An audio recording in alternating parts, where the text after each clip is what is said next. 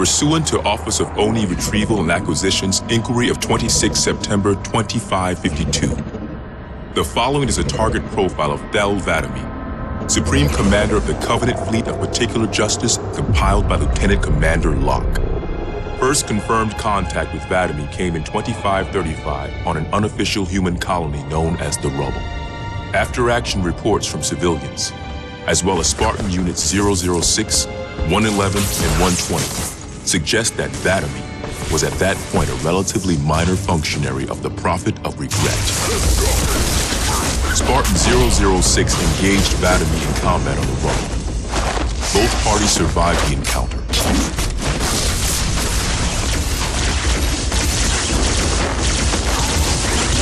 Shortly after 2535, the UNSC first encountered the newly formed Covenant Fleet of Particular Justice, now led by Vadami.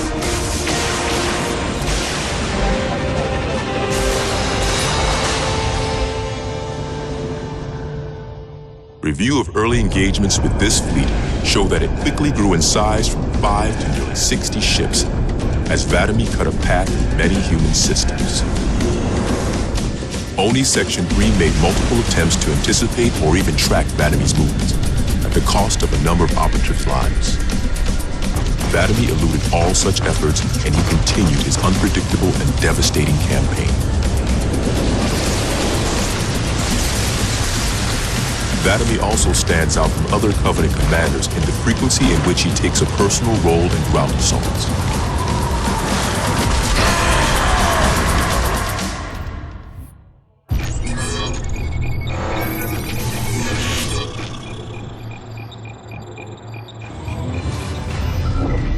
Camber was a major manufacturing center for UNSC fleet materials with a population of 5.6 million. After discovering Camber's location, Vadami penetrated the early warning perimeter without alerting UNSC forces and began his ground and orbital attacks before most of the planet knew they were in danger. While 17 of his ships bombed key defensive positions, Vadami led a group of elites in a personal assault on UNSC System HQ. One of the first units to engage Vadami was the 3rd Battalion Reserves, who were so unprepared for the arrival of the Covenant forces that Vadami found them unarmed and defenseless.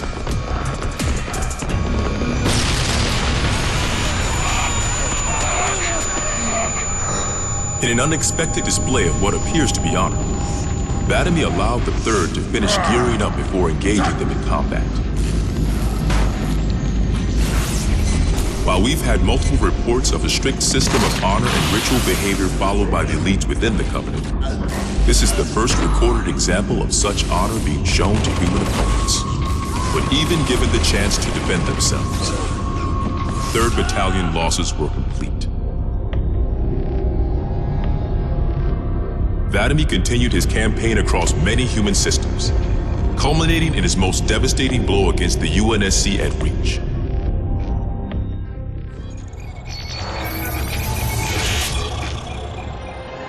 Vadami's most recent and damaging blow to the UNSC was the fall of Reach. ONI has still not been able to fully determine how Vadami located the planet, and once again, he caught us completely by surprise when his forces arrived in orbit and on the ground. Vadami is responsible for over 1 billion total casualties and the loss of at least 7 human planets. His forces have defeated all UNSC counterattacks at the cost of 123 fleet vessels and over 23,000 personnel. And now with Reach lost, ONI and UNSC strategic AI report a 0% confidence that the Navy can stop Vadami through traditional means. In the opinion of this investigator, Vadami is the most dangerous Covenant military asset on the field. It's common knowledge that the Covenant have a significant technological advantage over the UNSC, but are sometimes inflexible in their tactics. This is not the case for Vadami. We cannot predict what he'll do next, but given time, we fear he will dismantle all remaining UNSC strongholds. This agent's recommendation: immediate termination. If humanity wants to survive this war, we cannot do it with Vadami on the field.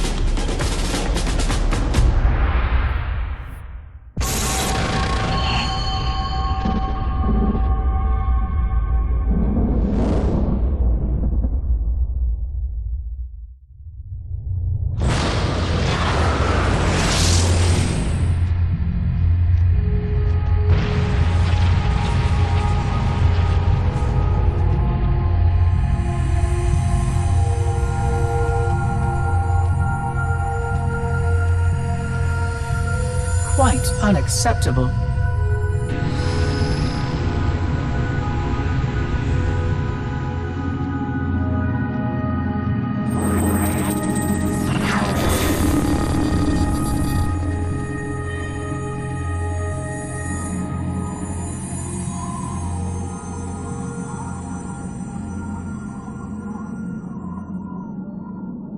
Glorious day.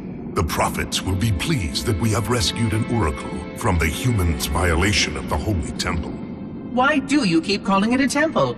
My installation was a weapon, and one which we needed very, very badly. But Oracle, I do not understand. We were told the rings are salvation, a gateway to paradise. Told? By whom? Anyone who told you that is a fool, or quite mad. That installation was a beautiful tool, designed to destroy everything the Flood might feed on. Everything? Oh, quite everything. And if even one Flood spore survived the destruction of my ring... Communications. Shut down all lines to the fleet. We will not notify the prophets of our discovery until I hear everything this oracle has to say. I will gladly share what I am permitted, but we have little time. What has been unleashed here could destroy everything you have ever known. On that, Oracle, we are in agreement.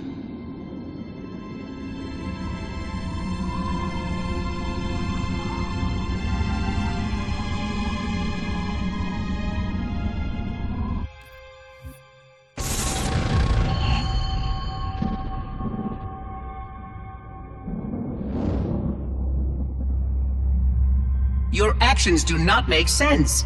Proper protocol for a Flood outbreak is to establish immediate infection reporting. Communications must be maintained with all local forces in order to track any spread of the parasite.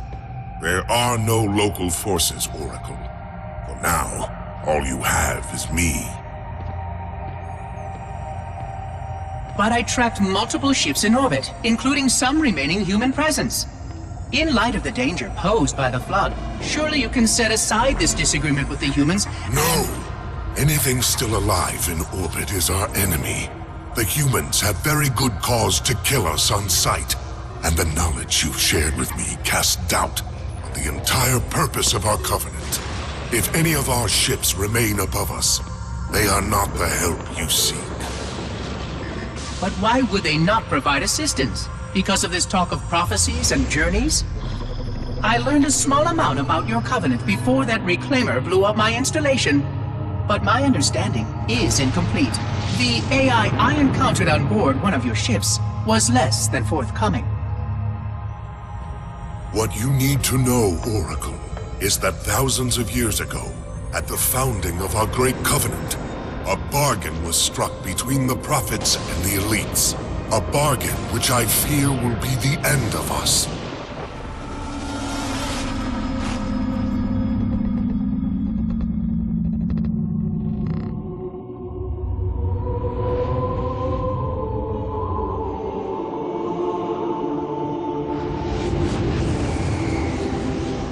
Regarding the history of the Covenant and its glorious founding species, the Sanshayum and Sanghili, the record of punished deeds would not be sufficient without a word on the Arbiter.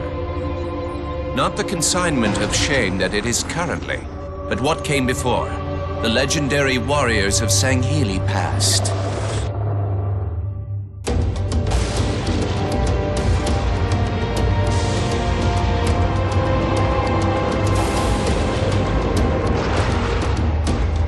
Long before the Covenant, the Sanghili ruled their world with pride and vigilance, surviving the perils of both land and sea. These were the arbiters of old, part king, part judge, warrior rulers, unlike any of which would follow.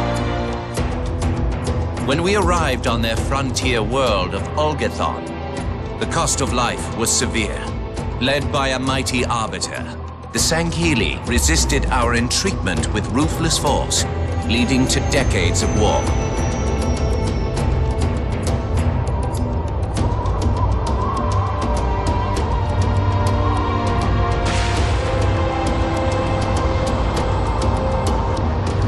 We would eventually triumph, of course. And when we did, we would not ignore the mantle of the Arbiter. Like all things, we would bend the Sanghili to our own ends. The Arbiters would become the very will of the Prophets.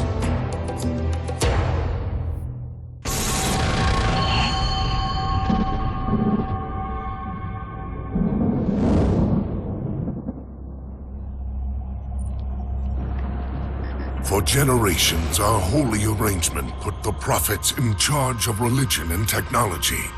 The elites led our military forces to convert new species and find relics such as your halo.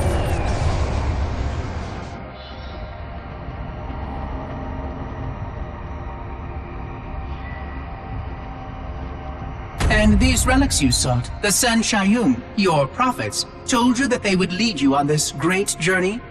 Yes, transcendence, eternal life. Their promises were endless. We gave up our old ways to follow the Prophet's lead on the great journey. Gave up all of our history, all of our traditions. Not all of your traditions, it seems. This Arbiter you mentioned, hasn't that always been a position of power for your species? Power? It was long ago. An Arbiter was once the pinnacle of our people, leader of the clans, and master of the battlefield.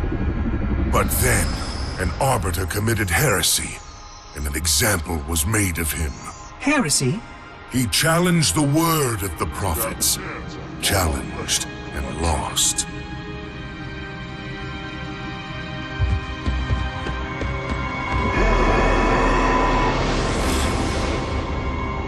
So the title of Arbiter became a badge of shame for our most spectacularly failed warriors. Yes. They were accomplished manipulators. Back before the firing of the array. I see at least that hasn't changed. Manipulators? What? And before? Before when? I will explain later. Right now, I want you to tell me everything you can of these Arbiters.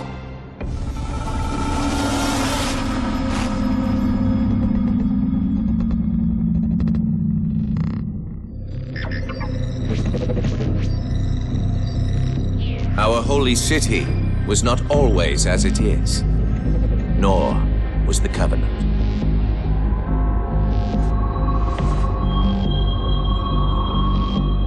At one time, it was only San Shayum and Sanghili, but as we grew, and new species were added to our number, radical steps had to be taken.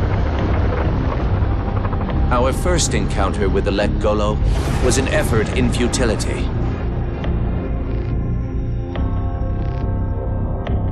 The blasphemous creatures had devoured a Forerunner orbital, shattering its remains into 1 trillion pieces.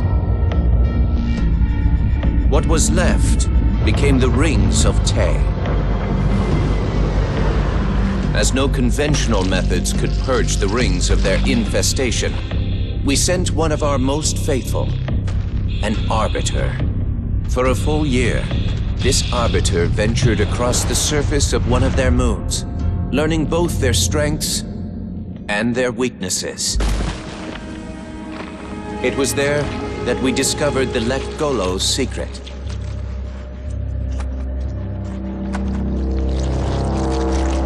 Although some of their kind rightly bore the blame for the orbital's desecration, others had only devoured around the Forerunner materials. And with reasoning and much labor, these could be used to serve the Covenant. And by these means, the Great Arbiter had given us one of our most sought-after treasures, access to innumerable processing pathways of the mighty Forerunner Dreadnought, and to the many secrets it held.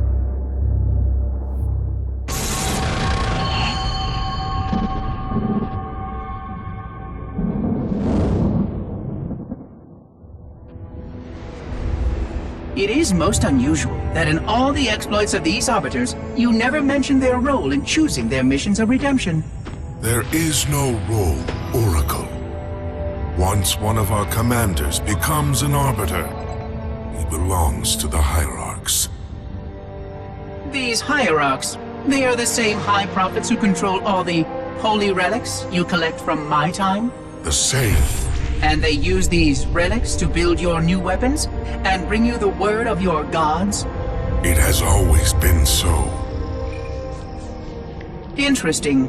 Am I a holy relic? I do not understand. Because I am certainly not a god. I am a tool, as is this mining platform you stand upon, as was the installation that once orbited the planet. The Forerunner's technology is lasting and indeed quite powerful, but I'm quite certain they would have told me if I was infused with some kind of divine power. I suspect some of your prophets may have been quite aware of how much divine inspiration tools such as myself could provide. And you never questioned these proclamations. Even your mightiest warriors, these Arbiters, never questioned? Questioning was what brought shame to the word Arbiter long ago, Oracle. How disappointing.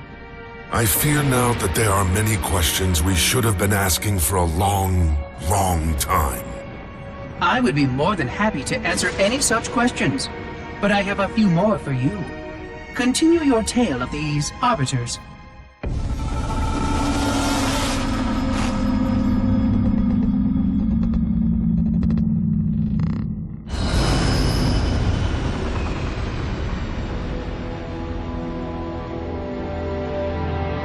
Whereas most species were grafted into the Covenant by faith or mutual beneficence, the Ungoi were not such.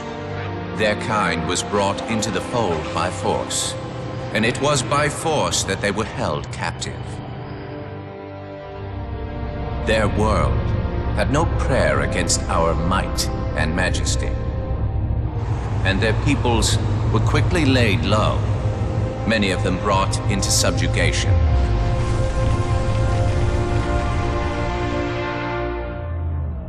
Yet while some species would perish under such pressure, others rise to the occasion, taking arms if need be, fighting back. Such it was for the Ungoi when their feud with the Kig-Yar led to rebellion. An effort by the Kig-Yar to sterilize the Ungoi population was met with stiff resistance, and for a time, the Holy City was thrown into chaos. Once fully provoked, the Ungoi were merciless in their violence, lashing out at all species. Their large numbers and their tenacious volatility made them a suitable challenge, even for the elites. And yet again, we turned to an Arbiter. And with a ferocity unparalleled since the beginning of the Covenant, the Ungoi world would be reduced to glass. Those within the Holy City would be forced to watch, unable to stop what could have been the very end of their kind.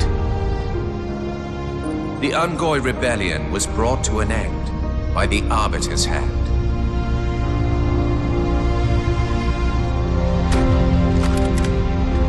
Their world was not completely lost, and those who survived within high charity found some measure of mercy. They had proven their worth in combat, and would now serve alongside the Sanghili in battle.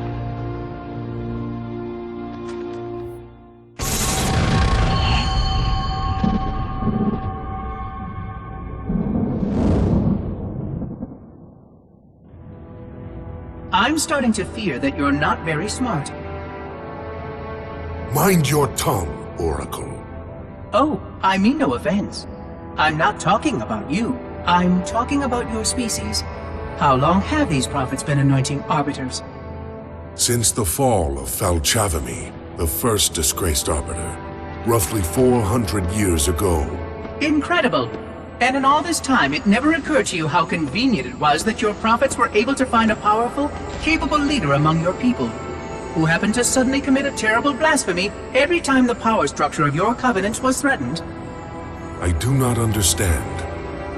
You do little to dissuade my fears. Then teach me. Looking back at the record of the Arbiters you discussed, was it not surprising to anyone that those chosen to become Arbiter were more than simple warriors? How so? Each of them had significant political influence among your people. In some cases, that influence was already being used to question the decisions of your hierarchs. In fact, that very questioning often gave rise to the charges of heresy that so neatly removed the challenger from the hierarch's concern. And once they were branded Arbiter, they promptly and quite cheerfully ran to meet their deaths. all our lives we look down at the path, put our feet where the prophets tell us. All our lives spent convincing ourselves of the truth of our covenant. Could all of it truly have been wasted? Let's hope not all of it, for we have a great deal of work to do. The Flood is still out there, so I require a cooperative reclaimer to enact proper containment procedures. But your Covenant keep trying to kill all the reclaimers I can find. All this bickering is quite a deadly waste of time. Right now, the most important question we can ask is this. Who could break this hold the prophets have over you?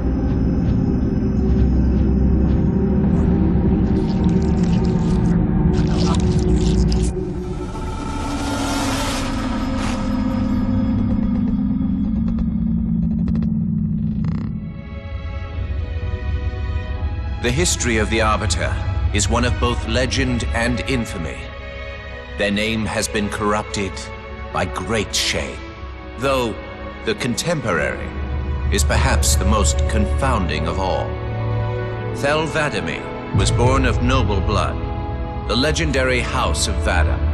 His family's renown demanded great expectations for his military career, and he would meet them all.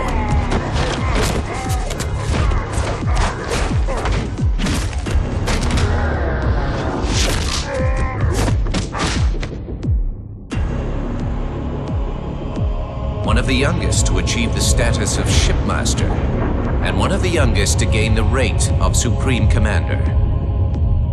In our campaign against the humans, few have risen to renown as 'Vadamee.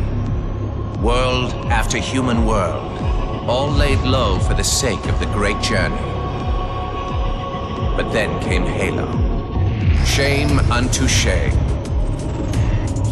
He failed his greatest charge, and the sacred ring was desecrated. By such disgrace, Thel 'Vadamee became the Arbiter. As a mere scribe, I do not challenge the word of the hierarchs, but I would be remiss not to voice concern. This Sanghili should have been put down, publicly slain as an example to all of our prayerful expediency. With the discovery of a second ring and the changing of the guard, all things are in jeopardy. Will this Arbiter remain loyal? Or will he stand with his people as they are abolished by our newfound might? I would never openly challenge the divine proclamations of a hierarch, but this Arbiter is a risk I would not have tolerated. And I now fear the days of the Covenant are numbered.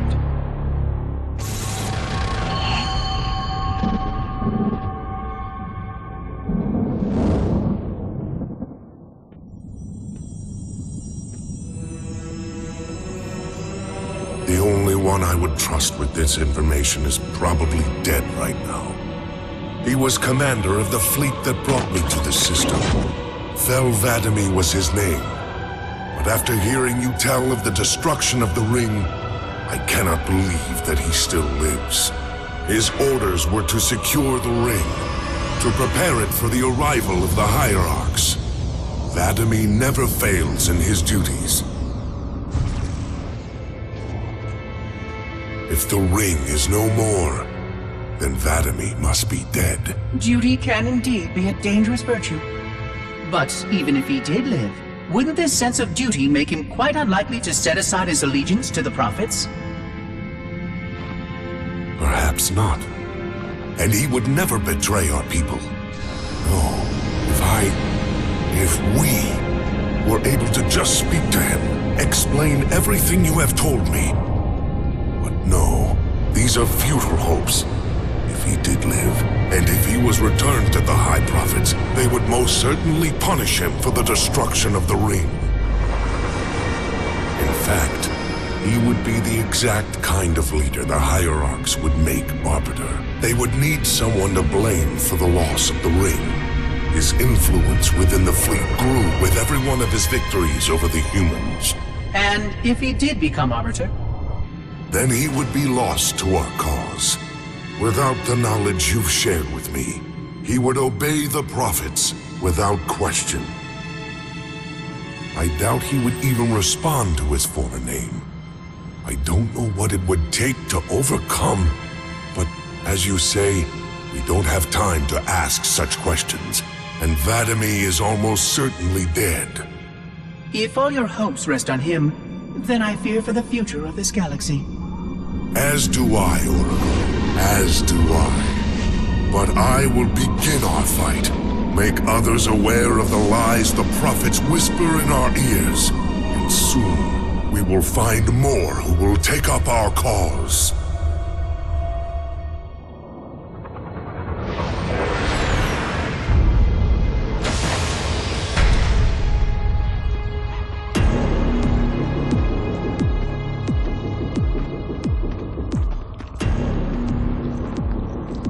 Activate the Kindler.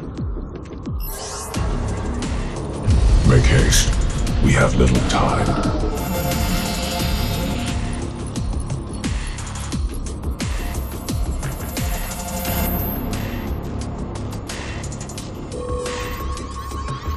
It has been found, Commander. Very well. Mark the coordinates and proceed with caution.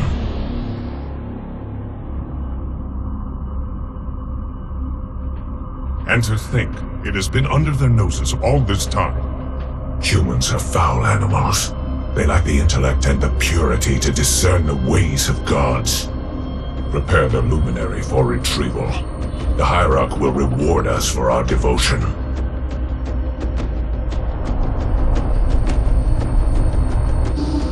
Well done, Commander. Do you know what you found? A luminary Hierarch. A divine instrument. It is more than that, Commander. This is the one spoken of in the prophecies. It lights the sacred path.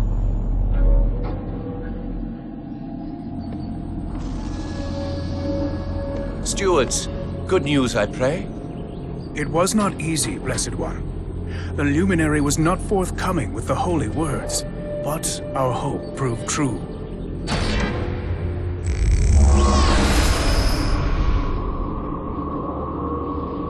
The sacred rings. Halo. And not Halo alone, High Prophet. It also told of this. The final home of the Forerunners, and the creation of the sacred rings. The Ark. By the gods. It is glorious. The stories were true. Where did the gods hide such a treasure? It lies far beyond the borders of our galaxy, accessible only by way of portal. The one portal the Luminary spoke of was here. The Forerunners called it Erde Tyrene.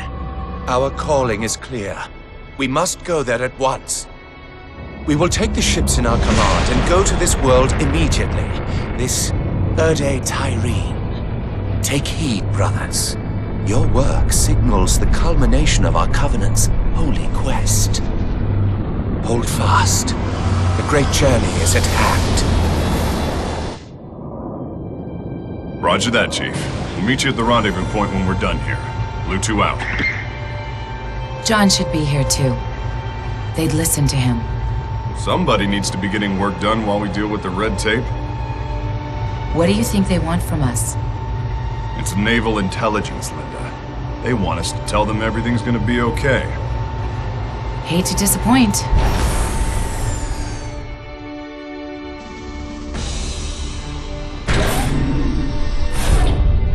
Blue Team. Where's the Master Chief? He asked that I answer the Council's questions, sir. We've been reviewing your report. You found a Covenant command and control station. It says here they were amassing an invasion fleet of more than 500 ships. The station was sufficiently disabled, but the threat is still out there. I have the report, but for the record of this council, what was this fleet's intended target, Spartan?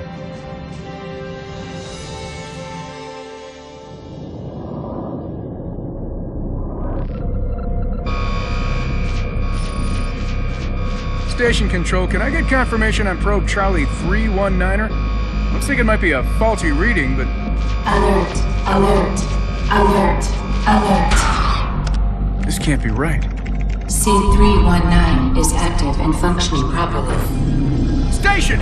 Alert Home Fleet immediately! They found us! The Covenant! They found Earth!